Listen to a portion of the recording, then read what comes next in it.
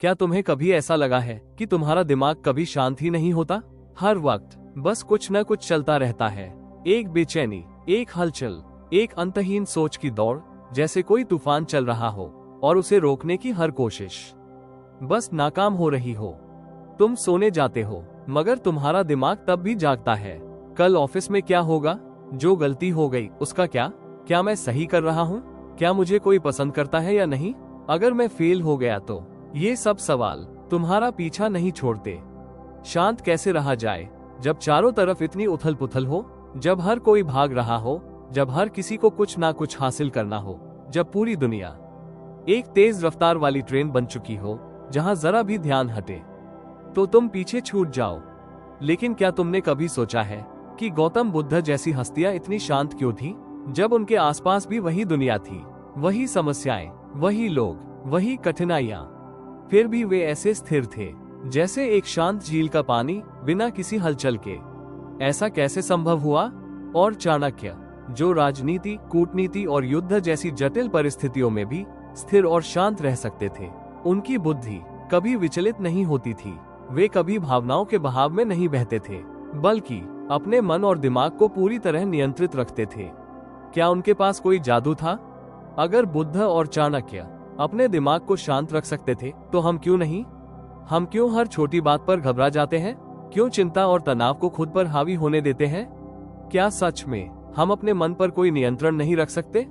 अगर तुम्हारा दिमाग शांत नहीं है तो समझ लो कि तुम अपने ही सबसे बड़े दुश्मन बन चुके हो। क्योंकि जब मन अशांत होता है तब सोच गलत हो जाती है, फैसले गलत हो जाते हैं और धीरे धीरे तुम्हारी जिंदगी से सुकून चला जाता है। अब सवाल ये है, क्या इस भागदौड़ भरी जिंदगी में भी हम दिमाग को शांत रख सकते हैं?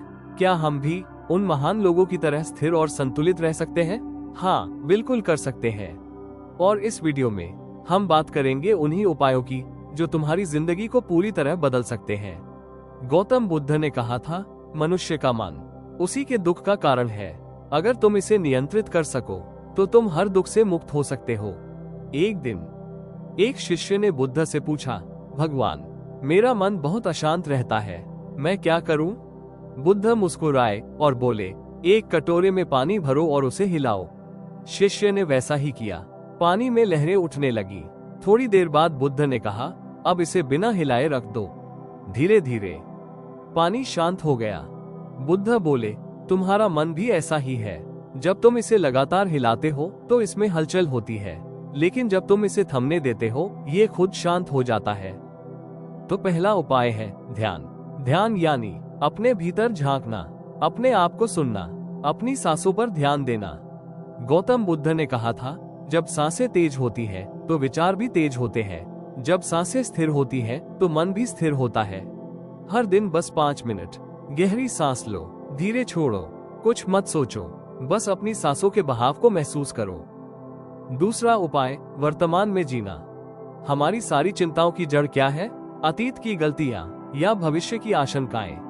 बुद्ध कहते थे, जो अतीत में जीता है वो दुखी रहता है, जो भविष्य में जीता है वो चिंतित रहता है, पर जो वर्तमान में जीता है वही सच में जीता है।